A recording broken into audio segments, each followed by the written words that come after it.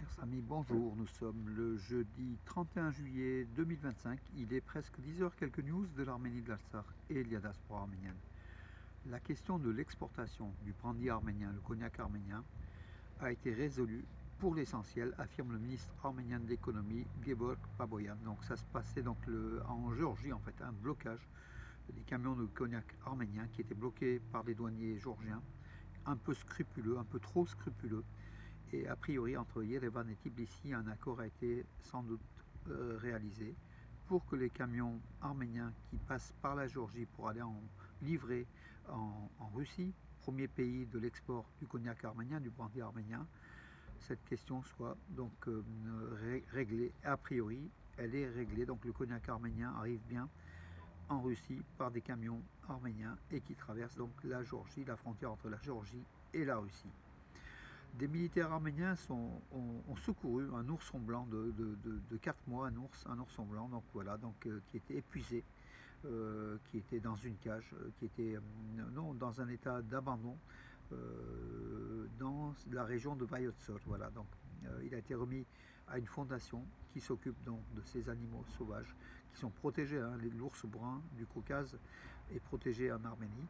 Voilà, il a été donc le petit ourson, donc de 4 mois, a été sauvé grâce à l'intervention des militaires arméniens. Voilà, et a priori, selon les dernières nouvelles, il se porte bien.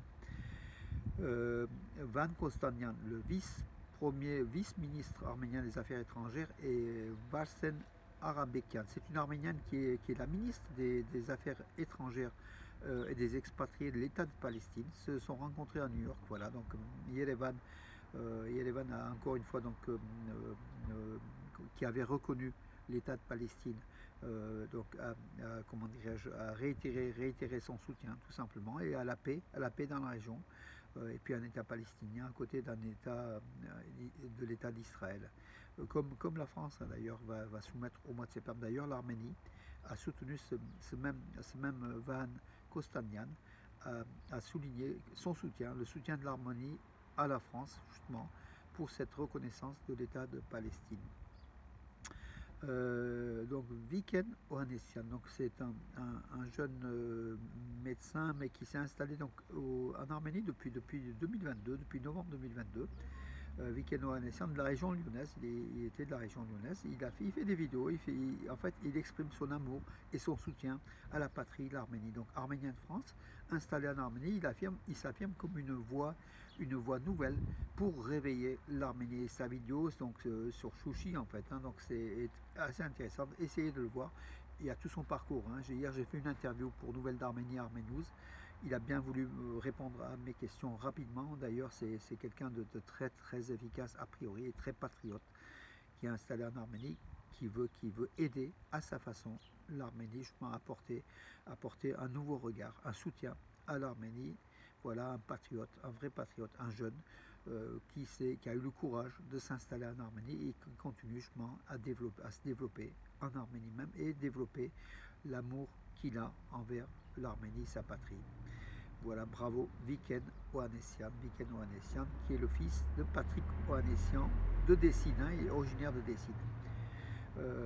L'Azerbaïdjan est détruit, encore une nouvelle fois, destruction du patrimoine arménien. Le monument arménien du peintre arménien Ivan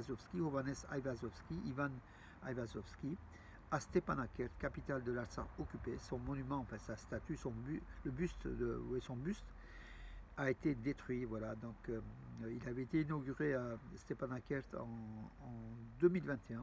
Voilà, l'occupant azerbaïdjanais détruit tout le patrimoine arménien de l'Artsakh. Et là, c'est autour du peintre russe arménien, né en Théodosia, c'est ça, en Crimée.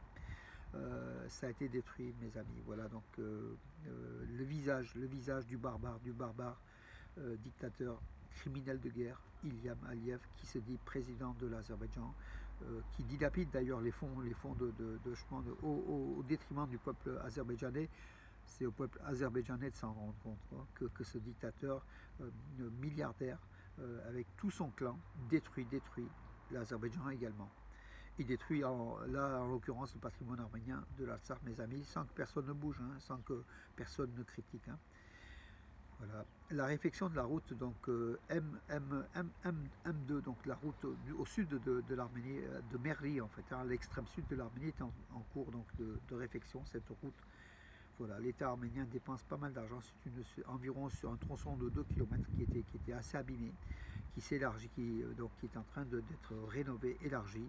Et voilà, l'État arménien dépense beaucoup d'argent pour ces infrastructures routières, surtout dans cette région stratégique du Sunik, au sud de l'Arménie. Voilà, donc c'est aussi une bonne chose à mon avis, même si certains disent qu'il ne faut pas rénover les routes aux frontières de l'Arménie, puisque l'Azerbaïdjan va occuper plus facilement, va s'installer plus facilement. C'est une autre vision. Moi, je ne vois pas cette vision. Mais bien sûr, en Alsar, ça s'est passé comme ça. Mais moi, je ne vois pas cette vision de la même chose. La République d'Arménie a le droit de se développer et développer ses infrastructures routières en Arménie pour le bien de la population, en fait, pour le développement économique et social de la population de l'Arménie, entre donc le nord au sud, donc de la région de Dabouche jusqu'au Sunik. C'est une bonne chose, je pense. Voilà.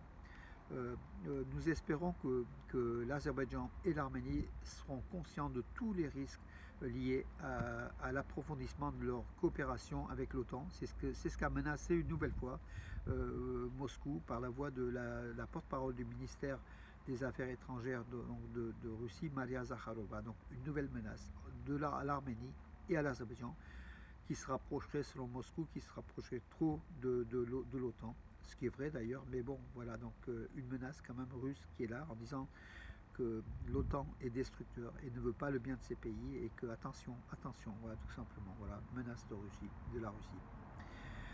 120 000 citoyens d'Arménie tirent des revenus des services urbains de Yandex Arménia. Yandex, c'est les taxis, ce sont des services, des livraisons. Voilà, 120 000 citoyens d'Arménie sont liés.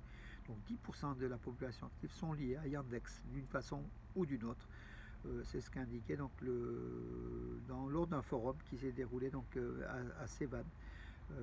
Voilà, en présence de nombreux ministres arméniens. Yandex Arménia qui est un contributeur important d'impôts aussi en Arménie. Voilà, donc Yandex Arménia qui contribue à l'activité économique de l'Arménie avec 120 000 salariés de façon permanente ou partielle, des taxis, des personnes de livraison, du service.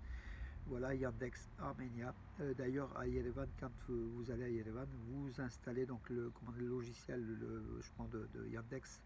Vous êtes obligé pour commander des taxis, vous passez par Internet en fait. Hein, voilà, ça se fait plus aujourd'hui, ou de moins en moins. Les taxis qu'on arrêtait jadis dans la rue, où il y en avait beaucoup, on levait le doigt, ils s'arrêtaient facilement. Aujourd'hui, il faut commander par des applications justement dédiées aux taxis, comme Yandex Arménia. Oui, en sport, mes amis, donc 2 médailles de bronze au championnat du monde de lutte gréco-romaine qui se déroule à Athènes, en fait, hein, en capitale de la Grèce, lutte gréco-romaine. Donc c'est cette lutte grecque à l'origine et romaine. Des moins de 17 ans, 2 Arméniens donc, ont eu la médaille de bronze donc, de ces championnats du monde, Marat Adjemian et puis Zaven Mazloumian. Voilà, donc l'un d'eux a même battu un Turc et un Azerbaïdjanais donc, lors de son parcours. Voilà, pour la médaille de bronze. Donc il s'est imposé face à un Turc en fait. Hein, c'est Zaven Mazloumian. Voilà mes amis. Donc, et puis hier soir donc au deuxième tour des qualifications de la Champions League, le champion d'Arménie et vainqueur de la Coupe d'Arménie, Noah Yerevan, était donc après une défaite à Yerevan sur le score de 2-1 face au champion de Hongrie, Ferencváros de Budapest. Donc au match retour à Budapest en Hongrie, l'équipe de l'arménienne, donc Noah Yerevan, s'est incliné, mais de peu en fait, hein, 4-3, ça a quand même le mérite à l'extérieur. Bravo à Noah Yerevan, mais qui s'est incliné au total des 2 matchs, donc 6-4, donc 6-4.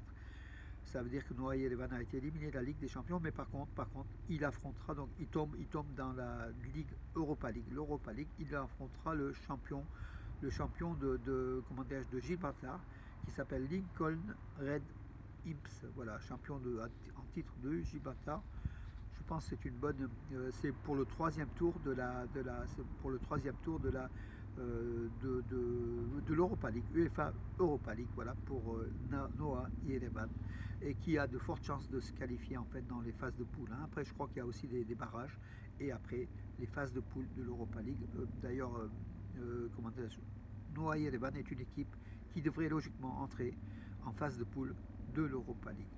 Voilà mes amis, j'ai fait le tour de l'actualité.